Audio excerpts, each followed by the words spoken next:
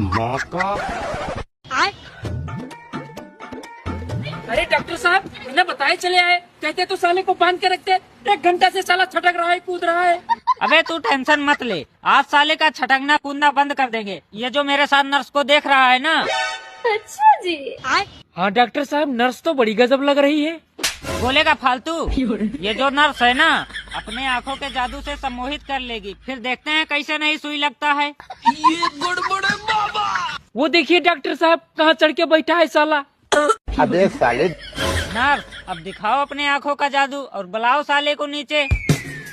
अजी ऊपर क्या कर रहे हैं, आइए ना नीचे। रहा नहीं जाता।